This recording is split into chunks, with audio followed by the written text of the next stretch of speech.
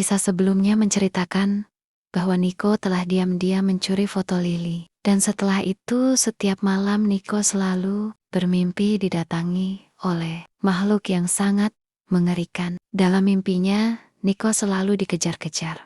Bahkan tubuhnya dibanting. Dan malam berikutnya dalam mimpinya, Niko tak lagi dibanting tapi tubuhnya ditenggelamkan ke dalam kolam. Niko pun menceritakan mimpinya tersebut kepada ibunya Bu Anita. Dan Niko mengatakan juga bahwa makhluk tersebut meminta barangnya dikembalikan. Tapi Niko sendiri tak tahu barang apa yang dimaksud oleh makhluk tersebut. Keesokan harinya Ibu Anita, Bapak Subroto, dan Nisa makan bersama di meja makan. Bapak Subroto menanyakan kepada istrinya yaitu Bu Anita soal keberadaan Niko. Mengapa Niko tidak ikut makan bersama? Bu Anita pun menjelaskan bahwa Niko masih tidur. Dan Bu Anita pun menjelaskan bahwa akhir-akhir ini Niko kurang tidur. Ia selalu bermimpi buruk. Dalam mimpinya, ia selalu dikejar-kejar oleh makhluk yang mengerikan. Makhluk tersebut meminta barang miliknya dikembalikan kalau tidak nyawa Niko sebagai gantinya. Bu Anita pun melihat ke arah Nisa.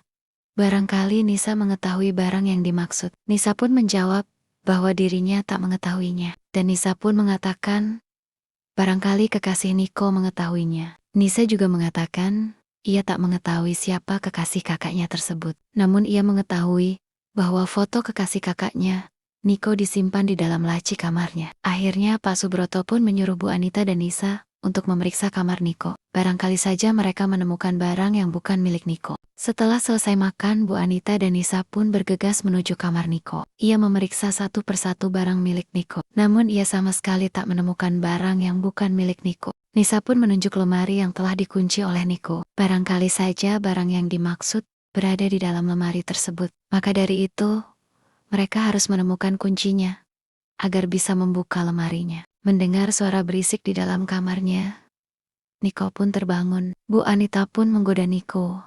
Ia menanyakan kepada Niko di mana letak kunci lemarinya.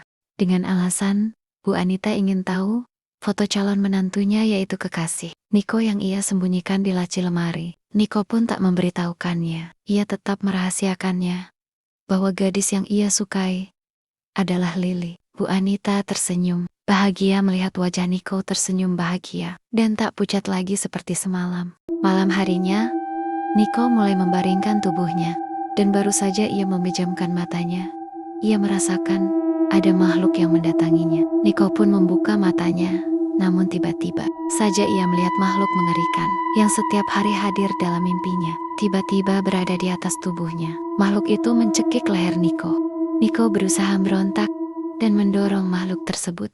Saat makhluk tersebut terlempar, Niko bergegas bangkit dan keluar dari kamarnya. Saat Niko keluar kamar dan hendak meminta pertolongan, ia berpapasan dengan ayahnya yaitu Pak Subroto. Namun dalam pandangan Niko, saat melihat ayahnya, ia bukanlah ayahnya, tapi bertubuh manusia dan berwajah makhluk yang sangat mengerikan. Niko pun langsung menyerang ayahnya. Pak Subroto berusaha menjelaskan, namun Niko terus menyerang sambil berkata, "Kubunuh kau setan."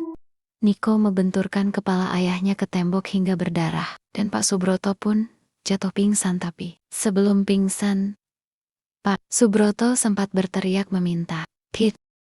Setelah ayahnya pingsan, Niko pun lari keluar rumah, entah kemana.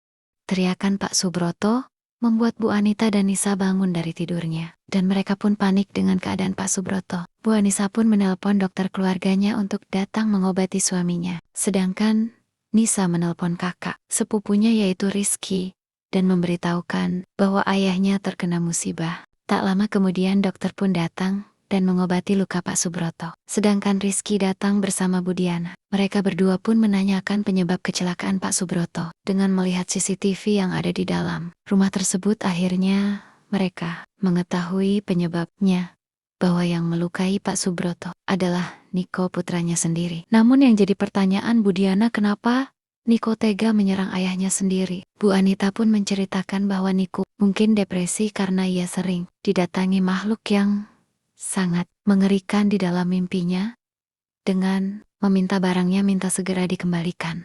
Setelah mendengar penjelasan dari sang bibi, yaitu Bu Anita, Rizky langsung menuju kamar Niko dan diikuti oleh Bu Anita, Nisa, dan Budiana. Rizky pun mencongkel lemari milik Niko yang sedang terkunci untuk mencari barang-barang yang bukan milik Niko. Setelah lemari terbuka, Bu Anita mencari barang yang bukan milik Niko. Namun ia tak menemukannya. Kemudian Bu Anita menemukan sebuah foto di laci lemari Niko. Bu Anita sempat memuji kecantikan yang ada di foto tersebut. Dan Bu Anita memperlihatkan foto tersebut kepada Nisa, Rizky dan Bu Dayana. Sedangkan Anissa sangat terkejut karena foto tersebut adalah milik teman barunya yaitu Lili. Nisa pun bergegas ke rumah Lili. Tujuannya untuk menanyakan, barangkali ia tahu barang yang telah diambil kakaknya di jalan, waktu jalan-jalan bersamanya. Sedangkan Rizky meminta bantuan satpam setempat untuk mencari keberadaan Niko. Sedangkan di rumah Lili sangat terkejut dengan kehadiran Nisa di malam hari. Ia pun menanyakan kepada Nisa, mengapa ia bertamu di rumahnya malam hari. Nisa pun menceritakan tentang kejadian yang kakaknya alami, bahwa akhir-akhir ini kakaknya, yaitu Niko, selalu bermimpi didatangi makhluk yang sangat mengerikan, dan makhluk tersebut meminta barangnya dikembalikan. Nisa menanyakan kepada Lili, sebagai kekasih kakaknya, yaitu Niko, apakah ia tahu kakaknya menemukan barang asing sewaktu berjalan-jalan dengannya. Lili menjelaskan kepada Nisa bahwa dirinya dan Niko hanya berteman, dan mereka tak pernah jalan berdua. Saat bersama Niko selalu ada Nisa dan Rizka. Nisa pun bertanya kepada Lili, kalau mereka tak ada hubungan, kenapa Lili memberikan foto kepada kakaknya? Dan Lili menjelaskan, tak pernah memberikan fotonya kepada siapapun, apalagi dengan Niko. Mendengar penjelasan Lili, Nisa pun akhirnya minta maaf dan undur diri. Setelah kepergian Nisa, Lili langsung masuk ke dalam kamarnya. Di dalam kamarnya Lili berteriak memanggil makhluk yang mengerikan. Ia berteriak meminta makhluk itu muncul di hadapannya. Dan Lili pun berteriak, kenapa kau mengganggu temanku? Namun makhluk tersebut tak muncul di hadapan Lili. Lili pun menangis terseduh-seduh, meratapi dirinya dan nasib temannya Anton dan Niko yang diganggu oleh makhluk yang sangat mengerikan tersebut. Mbok Jum yang mendengar teriakan Lili pun langsung masuk ke dalam kamar Lili. Ia menanyakan apa yang terjadi dengan Lili, mengapa ia berteriak dan menangis histeris. Lili pun menceritakan bahwa dirinya selalu diganggu oleh makhluk yang sangat mengerikan. Dan ia juga menceritakan bahwa kali ini temannya juga diganggu. Tapi Lili tak pernah menceritakan tentang dirinya yang telah disetubuhi oleh makhluk yang mengerikan tersebut. Mbok Jum pun memeluk Lili dengan penuh kasih sayang. Dan malam itu, Mbok Jum pun menemani Lili tidur di kamar Lili. Bagaimanakah kisah selanjutnya? Ikuti terus ceritanya di YouTube Rizafira Channel karya Rizafira.